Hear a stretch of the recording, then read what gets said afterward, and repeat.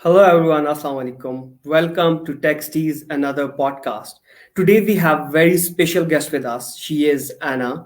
She is from Austria and she is doing an amazing job. She has an amazing startup. She's going to tell about her startup, that what they guys are doing and how it's a global startup and how they guys tweaked their startup according to the current scenario to combat COVID-19 pandemic. So I wholeheartedly welcome you to the Texties podcast, Anna. Thank you so much for sparing out time from your schedule. So can you please introduce yourself for the audience?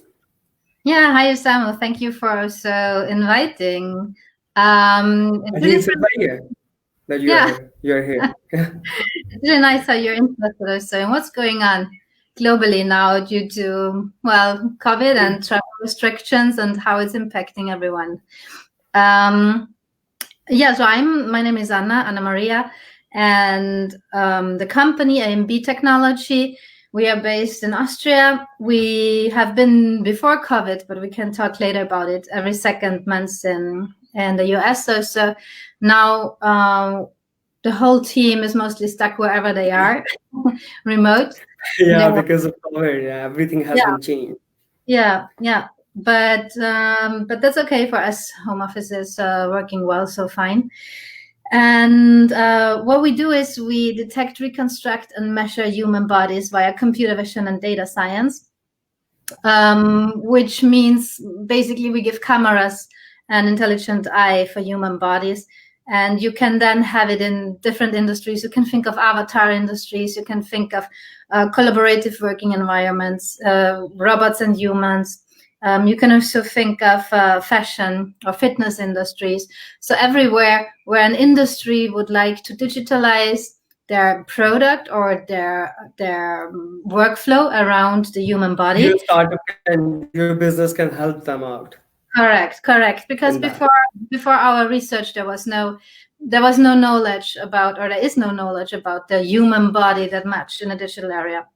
And what we do is we set up a global database of human body measurements. We train our CNNs to be able to reconstruct physical, real body models, and Wow. we do that then. Yeah. So, by the way, Anna, what was the passion behind your startup? Like, how you guys started this? What was the Yeah. passion behind? What drives you as an Yeah. entrepreneur? It was, on the one hand, the drive is that I saw that from a technical perspective, it's challenging, but also doable. And that there's a huge need there because it just needs to be done. Cameras need to have an intelligent eye for the humans, as we really want machines and the environment to be able to work accordingly to the human body and to keep humans safe, to keep every individual human safe, and to make workflows and products around them efficient. So that's what's really important for us, and that's what drives us. It's a long way though, because there's a lot of research in it. We have two different timelines, you can say. We have the one where we are trying to really work into our CNNs, where we are trying to set up this cognition platform, which is research, pure research. That's why we are also a deep tech startup. But then we have this product roadmap also, where we try to be fast and agile with prototyping. And we have a really nice developers team there too. And this is also the team that's currently even prototyping for Corona solutions. Wow, that's I think really great, and we're gonna talk about this later on. That how you guys tweak your business model according to COVID-19 and how you are playing your role, your part to combat COVID-19 pandemic. But by the way, before going for that, I really want to know, and audience will be interested in that. That what's your background? Do you have a tech background or a marketing background? Yeah, what's your Yeah. background? Well, my background is, is hard to tell. I have a huge background, and then nothing special at all. It's I was doing fashion design and economics and ethics, as well as philosophy and science of arts. I'm a techie in heart. I always love to surround myself with people who are not only smart, but also very smart in a sense of technological knowledge. And I love to read papers even. So my background is really very broad, which helps now to run AMB This technology. company. Yeah, because there everything comes together. And I'm self-employed since over 10 years with strategy and digital marketing, Wow. where I helped, on the one hand, solid companies and even museums or galleries, but also startups to find their strategy in a digital world also. And yeah, that's what I did. By the way, as Anna, it's a Corona's time. We all are talking about the globally. Everyone is talking about Corona. Like Yeah. prior to COVID, we all had a lot of plans that we are going to travel there. This is what we are going to do. This is our plans for 2020. But everything has been changed because of COVID. So, by the way, first of all, how you're spending your quarantine life? Like everyone is in quarantine nowadays. So, how you're spending your quarantine life, and how much is it is changed due to COVID? Yeah. So I was luckily enough, my parents and my brother, they don't live too far away from me. I was going from the city to the countryside, and I stayed with them, so that there's a little garden and everything. It's a little bit nicer than my flat on my own in the city. And so that's nice. There's a little bit family time. And every day at 9 a.m., our team goes remote and has a little bit of a daily. It can be about tasks. It can be about silly things that happened. It can be about the birds singing outside. So on a daily basis, you guys are having virtual meetings, which you do. Right. Well, Monday to Friday, right? But yeah, on a daily basis, then. Just so by the way, when it comes to technology companies, how difficult it is to work remotely? Like normally technology companies are used to with such kind of things. They normally, developers work from home. They are used to with such kind of scenarios. So how difficult it was for your company? First, it was fairly easy because the team is well prepared. They are great, and they are great in being flexible, and they know what's best for them and what's best also for our vision. So it was fairly easy to see, okay, the situation is getting critical, and we were even going, before official lockdown, we were even going to home office. So everyone took it pretty serious. Before the official lockdown? Because of COVID, or you had this in your plan? Yeah, in Austria, we had an official time of lockdown, but we already had this feeling before that it's getting critical, that the numbers are getting serious. So I told them, guys, if wanted, if everyone is okay, please, let's try to work from home. And for us, it was a matter of half a day, one day, to just put everything, the monitors into the homes, the computers, the big machines to the homes, and now they can work from home. It's sure sometimes these just to have a coffee together or dinner or a small walk together, it's missed, but still we saw that going remote is pretty efficient for our team, and it was really okay, and everyone feels safe and well, and that's the most important nowadays. By the way, as you just mentioned that you are missing the walks and all that, meeting in person, meeting someone in person is something different, and meeting virtually is different. But by the way, everything has pros and cons. By the way, what is how you are looking at COVID? What is the positive side of COVID? Like, we people are getting time to spending with our families. Yeah, I can only tell from my point of view, really, what would be the positive thing. I'm sure, as you mentioned already, it's a little bit this idea of valuing family time again, of seeing that it's really nice that you can be at home with your family, having dinner, being next to each other. So that's, I think, really the biggest. And everyone has started different things. Like there are people who were not doing cooking before. They are cooking at home. They are spending more and more time with the family. They are doing gardening. People have started plenty of things, and to keep themselves passionate and to keep themselves survive through this pandemic, so they don't go into depression.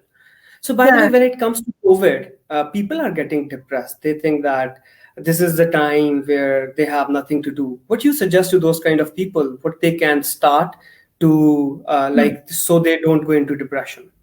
How we can avoid depression during these days? Good And question. what specifically you are doing? Yeah. Yeah, well, we are working a lot. That's what we are doing because we are because we have our COVID solutions also. So this is pretty hard for us because it adds another timeline, and COVID for us is moving really fast.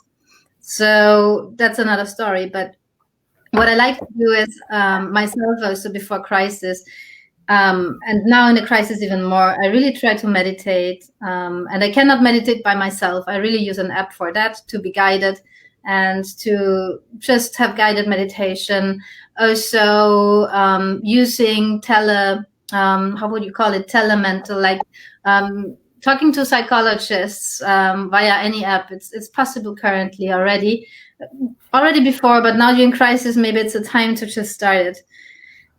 Talk to someone, reach out, and go on to work on your thoughts. I think that's really important now. Yeah, by the way, as you just mentioned that talking to the psychologist is not is very easy using different applications.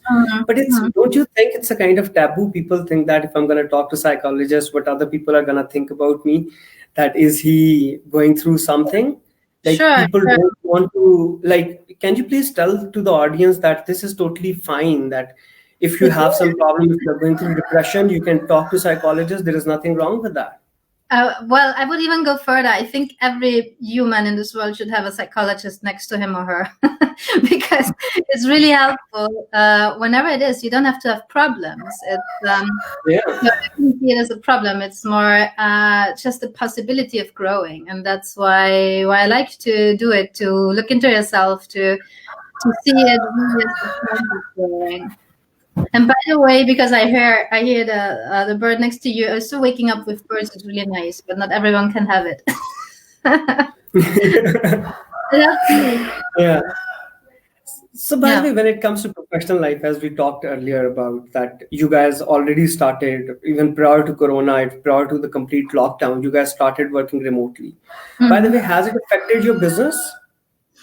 Due to COVID-19, working virtually, because you people are unable to do meetings with your clients, you people are unable to go to the conferences and all that.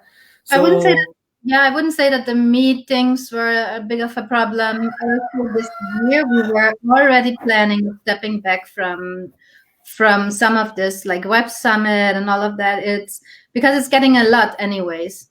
There are just too many events out there. You cannot be everywhere. And even after you have been at the events, you cannot work through your contacts that much because it's just getting stressful. It's getting a lot. So what we did is we were stepping back from traveling to everywhere for this year, and all of a sudden COVID started. Well, for us, and everything has been changed. Yeah, for us this was quite okay. The only problem is that I have been every second month or so in the US. On the one hand, my husband is there. On the other hand, partners of our company are also there. And that's not that easy anymore to reach out because some companies are really struggling. Also, people are struggling. It's a crisis. It's not, well, it's something where people are mentally challenged. So some are not that easily reachable, which is really okay. But that's what changed. So, yeah. So by the way, what do you think, how much it is important for the audience, how much is it important for everyone, specifically for entrepreneurs, to accepting COVID as a reality? Because until and unless we are not going to accept it as a reality, we will never be able to tweak or change ourselves or pivot in our business models. So how important is this? Oh, wow. Because it's a reality now. We cannot avoid it. No, I'm one of those who were thinking from the start it's our reality now, and it was stuck with us, and it's better to accept it. So I'm pretty sure that also it stays longer. Could be that it's really pessimistic, like the WHO telling us now that it will never go away. That's maybe very long. Until and unless we don't have a vaccine, definitely we are not gonna in next stage. So we have to Yeah. So no, for me, and I think it's also from a psychological point again, it's important to just accept that that's what it is now. When people tell me they are missing going shopping and going to the restaurant that much, then sure I feel with them. But on the other hand, there's a a lot more what we will have to accept as our reality, probably. Yeah, I Yeah. think you're 10% right, and everyone needs to. By the way, how much you people tweaked or pivoted your business model according to COVID-19? What you Yeah. people did, so people can get inspiration from you. Yeah, we didn't. For us, it was an intense situation. We didn't pivot that much because we were already always working into detecting, reconstructing, and measuring human bodies. But what happened is that all of a sudden there was a much bigger acceptance and need for our solutions, and also there's the need of solutions for detecting masks. There's the need of solutions for detecting social distancing. So that's new.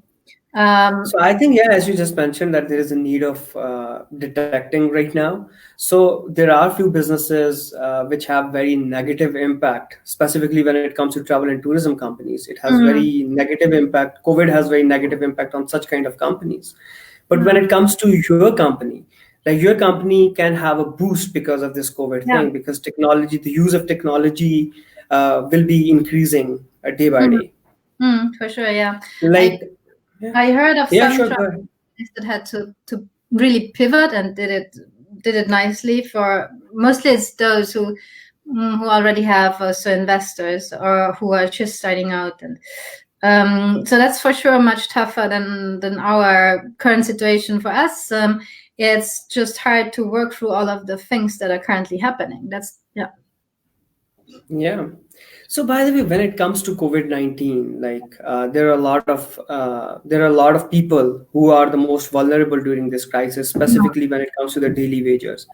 What do you think how people can help them and during this crisis so they can survive throughout this? Yeah. You mean also physically? You mean physically weak, or do you mean also No, like economically? financially, there are a lot of people. Like when it comes to daily wages, Mm, they cannot, like, until and unless they don't go to work, they mm, cannot have food until and yeah, unless they will not go to work. So yeah, how people can help them, and what your government is doing to help them, such kind of yeah. people? Really nice question. I feel like it's a little bit of a pity that the government they did. Sure, there was the lockdown to keep people safe, but on the other hand, it feels like governments are not doing enough to keep people also safe in a sense um, of money, right? What a lot of people thought of is first economies and companies, and to really save companies. But in reality, if we save people, then we save every economy, because every person is the economy. There's no such things like the economy without people.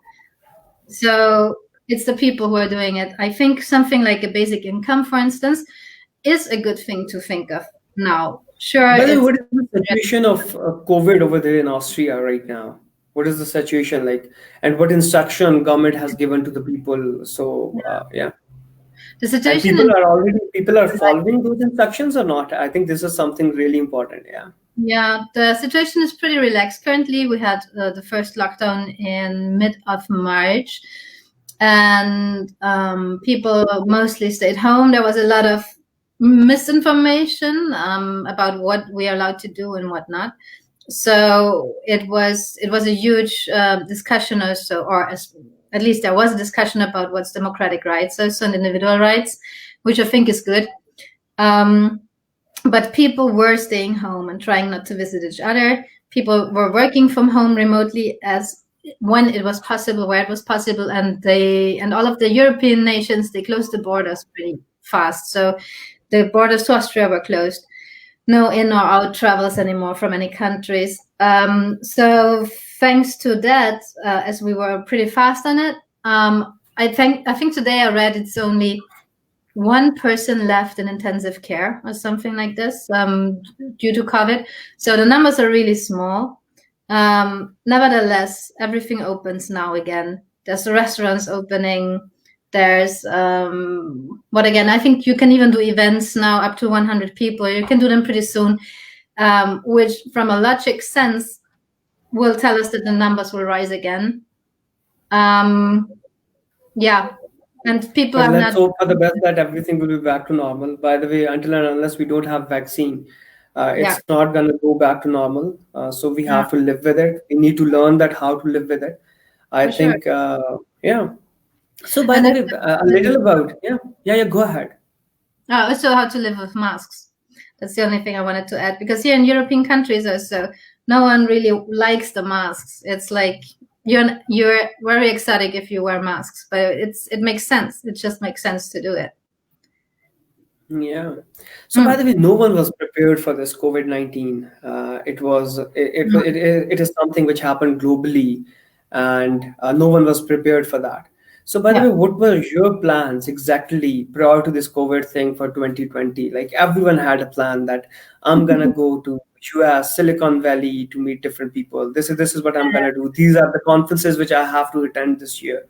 So Yeah. what were your plans? Well, my plans were to reunite with my husband and to be in the US, or him coming also to Austria. Yeah, but didn't happen. So yeah. So yeah, everything has changed, and like as you just mentioned that you were planning to reunite, but due to COVID, no one can travel nowadays. So by the way, how much you are you fond of traveling? I travel for business. I You travel don't way. travel for leisure? Yeah, I travel way too less for later. Yeah, I want to do it more. I really would like to do it more. It's just as I'm self-employed since such a lot of years, you always travel by business, and then yeah, I should travel more for just making holidays. Would be much nicer. So by the way, whenever you travel, like whenever you are going to some new place, Mm-hmm. for which thing you travel? Like you travel for food, you travel to see different places, you travel for natural beauty. What is that thing which makes you travel? Like you, as you mentioned that you travel for business, Yeah, it's but meetings. when it comes to other things, like definitely when you are going to some city, you have some time to What I roam enjoy. around. I would say I Yeah. enjoy, for instance, I enjoy looking what's going on there regarding museums. What is the cultural scene there like? Then I also enjoy finding good shops and looking at the things. So um, shopping. So you like shopping. let's name it more window shopping. Shopping then. And but also for sure to connecting with the scene there, with the startup scene is really inspiring also, or just with the entrepreneurial scene, to see what's going on, talking to investors of the region, to entrepreneurs of the region. That's always very interesting. So I think as you just mentioned that whenever you travel, it's all about entrepreneurship. It's all about business.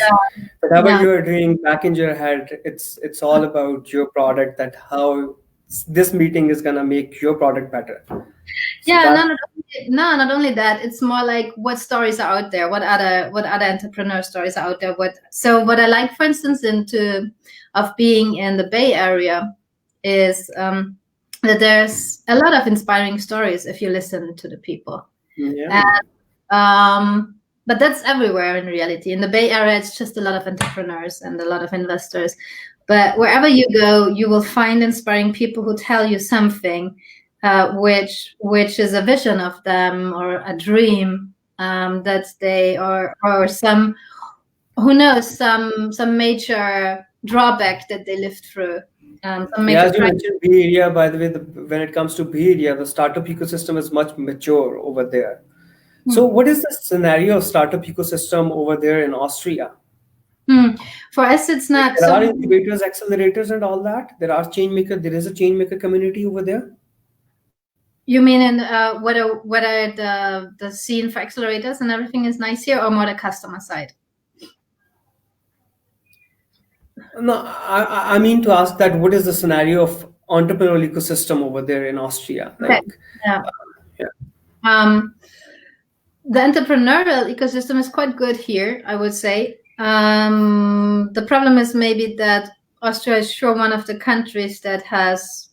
We are a smaller country, but also that means you have a lot of possibilities to connect and to know and to reach out to others. A little bit of a problem might be that then there are fairly easy some borders. So you reach out to other countries a lot, which is great. I like to travel a lot, and then the entrepreneurial surrounding makes a lot of sense. We have a lot of grant funding here in Austria that helps you to really come up with groundbreaking ideas also to research. Our research is funded by governmental funding. In other countries, I would have, the government is really supporting the entrepreneurial ecosystem, the entrepreneurs, the tech entrepreneurs. Yeah, I would say so. Yeah, and sure, our investor scene is smaller than in other countries probably, but this funding situation, on the other hand, is really huge. So that's nice, and there's a lot of other entrepreneurs that you can easily reach out to and start talking to if you are open and if they are interested. By the way, when it comes to entrepreneurship, it's a journey on a bumpy road. It's not a journey on a highway. You're not driving a car on a highway. You're a driver of a startup and you are going somewhere in the jungle all alone. So it's a very hard and tough journey. So what is the biggest hardship you faced in your entrepreneurial journey? Yeah, I think, the biggest, it changes from time to time where you're currently in, but what is for sure is that you are, as you said a little bit, you are in a team, but also the road can be pretty lonely. So I started the company on myself also, and don't think that there was anyone really telling me that it's so great, I should really do it. So yeah, specifically when it comes to initial days, I think this is something that every entrepreneur has to tackle, that no one believes in you. And people think that you're crazy, literally, because for what we do, it costs a lot of money and there's a lot of risk. So, well, you have to believe in yourself always. That's what. By the way, as you just mentioned, that you have to believe in yourself. I think this is something which is really important for entrepreneurs, that they need to believe in themselves rather than thinking about what other people are going to think about them. I think that doesn't matter. Their thought doesn't matter, that whatever they think, the only thing which is going to matter is clarity about your product in your mind and how much you believe in that. Sure. And first step is believe, and I think second step is obsession. When you are obsessed with your product, I think that makes you real crazy about your product. Sure, That's when you become really crazy about your product. Yeah. What's for sure is times of crisis and times of thinking of where you really feel down and where you feel nothing is going on, and where you also, it's always good to take into account what other people say, but then think about, I like to have this phrase of, well, is it just your border or should it be my border? Whatever you tell me, is it your border or mine? And sometimes some criticism, sometimes some input can be really valuable. And if you hear too often no one needs your product, then, well, you should think about it. But still, if you're really sure that you can change something, and if you're really sure that you can make it happen, and if there's just a small light at the end of the tunnel, that you can do it, as long as there is something, then this. Until and unless you believe in your product, I think there is nothing which can make you stop from making this happen. That's important. So I think until and unless you believe, you have clarity about your product, so go for it, do it. Like, there are a lot of entrepreneurs who want to start their business, who have business ideas and they want to start it, but they have fear of failure. What do you suggest to them? How they can overcome that fear of failure? I was lying in my bed often during night, and sometimes during day probably, and thinking about, what if everyone else is right? What if when I'm failing, what happens? And then I realized what will happen. Okay, the hardest thing that can happen, I failed. Okay. That's my parents. Nothing is going to happen, because until and unless you're not going to try what you have in your mind, no one can tell you exactly that what can happen and what cannot, because there is no path to success. You have to define your own path. For sure. And having the first small steps of success, it helps you to see, whenever someone told you, think back of your life, whenever someone told you, you're not going to make that, that's crazy, then think back of, oh, well, but I was successful there, I made it. Or, okay, I failed, but it didn't hurt, I'm still standing.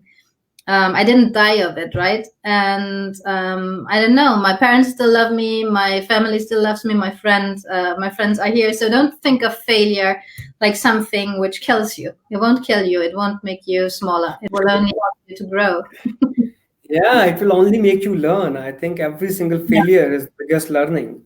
Yeah. And when it comes to life, you have to learn throughout your life. And only learning can make you something. Learning can make your product happen. Yeah. So, by Yeah. the way, what is your last message for the audience related to COVID? You can say anything. Yeah. Yeah, I would really say stay safe and well. That's what my husband also says to me always. Stay safe and well. Sure, it's really hard and we don't know when it ends, but every one of us is still Yeah. It's still a here. global thing, and everyone is facing that. It's like I Everyone. think this is something which everyone needs to know, that it's not just something. It's not an epidemic. It's a pandemic. So it's a global thing. So Yeah, you yeah. don't have to, and it's The really only not a thing you need to do is to stay safe. I think this is really a great message. By the way, yeah. Anna, thank you so much for sparing out time from your busy schedule for Sure, this sure. podcast. It was really a pleasure talking to you. And for the audience, we will be back with another podcast very soon. And thank you so much, Anna, once again. Thank you so much. Thank you, Sama. It was a pleasure. Bye. Bye. Goodbye. Take care.